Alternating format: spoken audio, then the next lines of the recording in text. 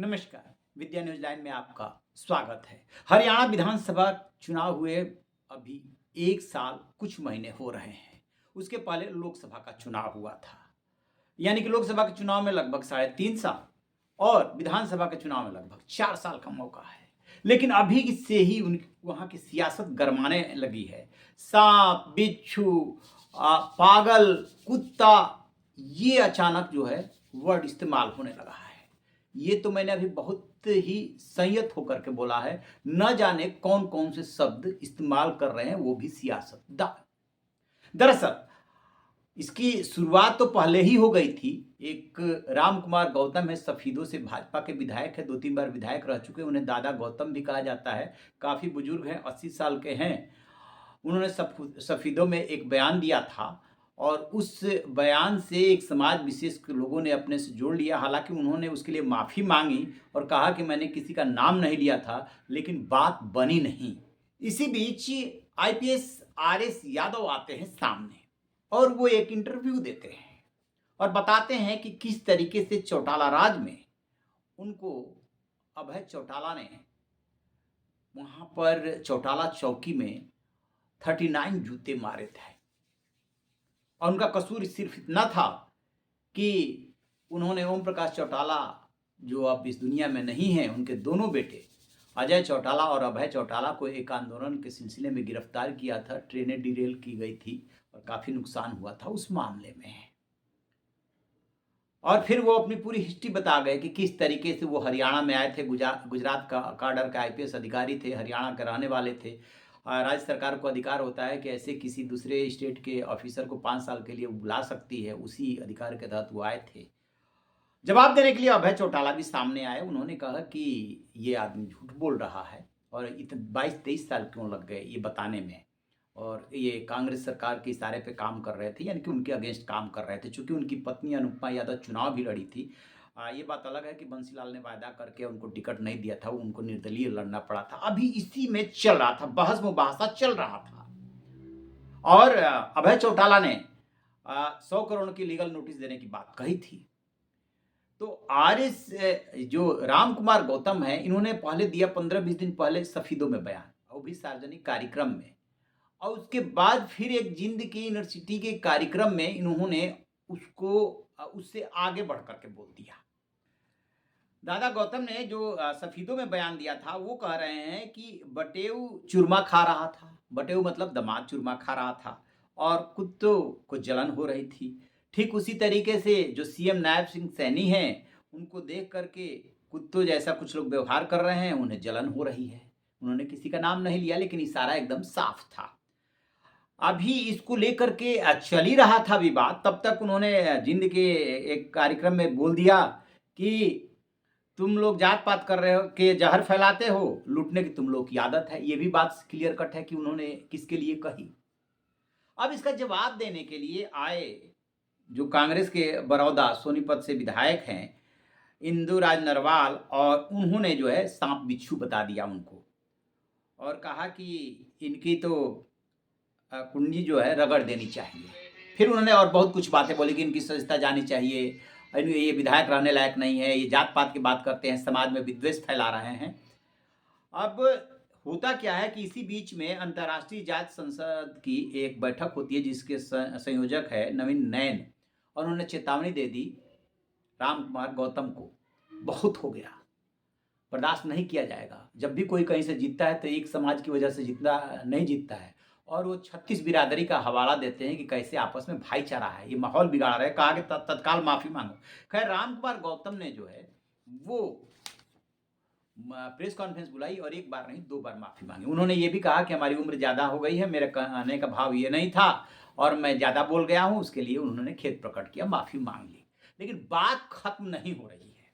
गौतम साहब ज़रा ये सोचिए, बात चल रही थी अन्याय की और आईपीएस के सामने आने के बाद बहुत सारे लोग सामने आने लगे थे कि चौटाला राज में क्या-क्या हुआ था। खास तौर से वो राज जो 2000 वाला था और 2003 में इनके साथ ये घटना हुई थी।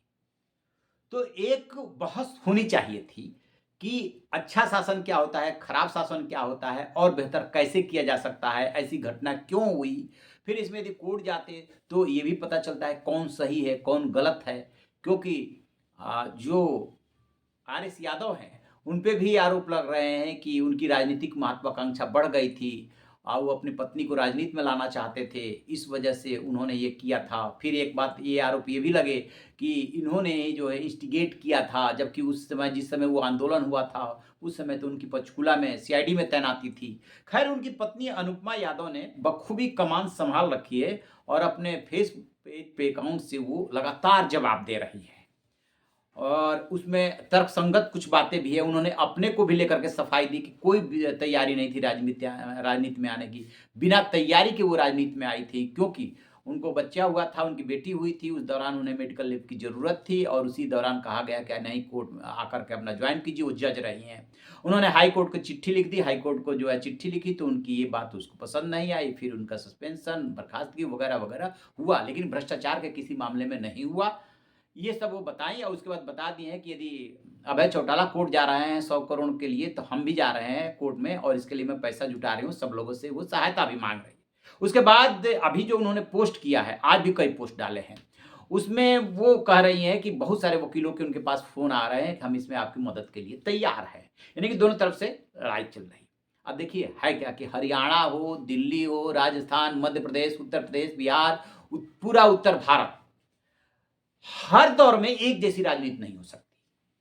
अब जेन जी आ गई और जेन जी जो आई है, उससे जो है उसके जो सरोकार है वो एकदम अलग है, उसके जो विचार हैं वो एकदम अलग है और पीढ़ीगत जो है उसमें गैप है। अब बिहार में हाल में विधानसभा का चुनाव हुआ है, अब वहां का हाल देख लीजिए कि जो लालू प्रसाद यादव और राबड़ी देवी कि राज में जो कुछ भी हुआ, चाहे जंगल राज हुआ, चाहे पलायन हुआ, चाहे अच्छा काम हुआ, जो भी हुआ, उसके दाग इतने जबरदस्त उनके ऊपर लग गए कि बेटा तेजस्वी यादव लाख कोशिश करता रह गया कि वो दाग मिट जाए, धुल जाए, पोस्टर से उनको गायब कर दिया और वो ए टू जेड का नेता बनने के लिए निकले तेजस्वी यादव और अभी तक के इतिहास में सबसे बुरी हार उनको मिली है। क्यों? क्योंकि नीतीश कुमार ने और बीजेपी ने मिलकर के पिछड़ा, अति पिछड़ा और आधी आबादी को ऐसा साधा कि पूरा पासा ही पलट गया और एम वाई समीकरण से भी वोट तोड़ लिए। ठीक इसी तरीके से हरियाणा को देखेंगे तो हरियाणा में भी बदलाव हो रहा है। वो दौर गया जब किसी का राज होता था, अन्याय होता था, जो उसकी जुबान से बात निकल गई वही कानून हो जाता था। ये यूपी बिहार में भी हुआ है, वो दौर गया। सोशल मीडिया का दौर है, आपके ऊपर जो भी सार्वजनिक जीवन में है उसके ऊपर कैमरों की निगाहें हैं। जो कुछ वो बोलता है, जो कुछ वो इशारा करता है, जैसी वो चालें चलता है, सब कुछ कैमरे में कैद हो रहा है, मान करके चलिए।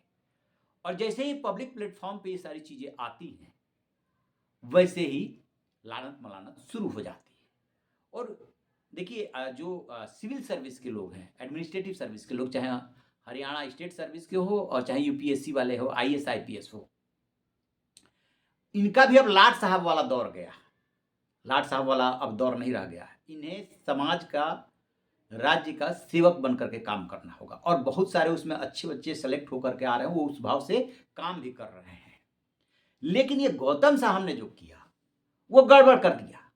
उनको ऐसा नहीं बोलना चाहिए था समाज के लिए, क्योंकि यही तो अभय चौटाला चाह रहे थे कि उनको पिच मिल जाए और इन्होंने जो है उनको पिच दे दिया। अब जो असली मुद्दे पे कि यह न्याय हुआ था और न्यायपूर्ण शासन होना चाहिए, सुशासन होना चाहिए, जो असली मुद्दा था, जो बहस के केंद्र बिंदु में था, वो तो हट गया। अब समाज ये सोच रहा है कि पूरे समाज के लिए गाली दी है आपने, पूरे समाज के लिए आप शब्द बोल रहे हैं, हम तो 36 बिरादरी को साथ लेकर के चलते हैं।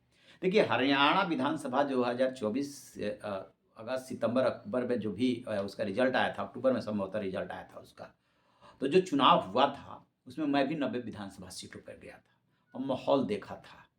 ऐसा लग रहा था जैसे कि कांग्रेस राज आने ही वाला है, माहौल एकदम अलग था। लेकिन लास्ट में क्या हुआ? लास्ट में ना उत्तर भारत चाहे कुछ भी कहे, लड़ाई जो है ना जात और धर्म पे आ जाती है, वही हुआ। जाट वर्सेज नन जाट की लड़ाई हो गई और उसमें सीएम नायब सिंह सैनी का चेहरा काम आया।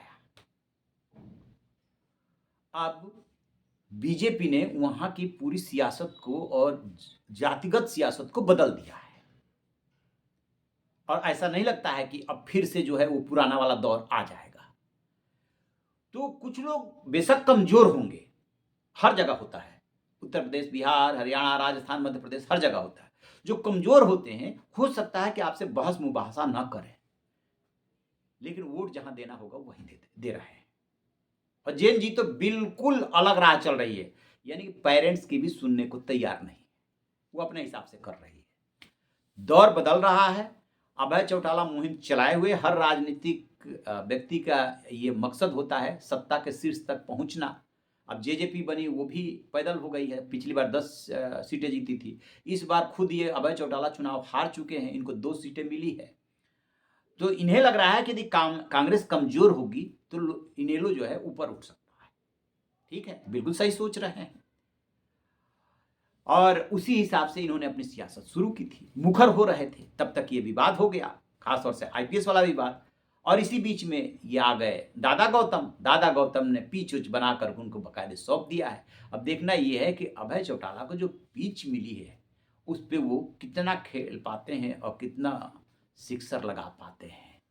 कौन सा सिक्सर? सियासी सिक्सर। आपकी क्या राय है? कमेंट बॉक्स में जरूर बताइएगा। Thank you.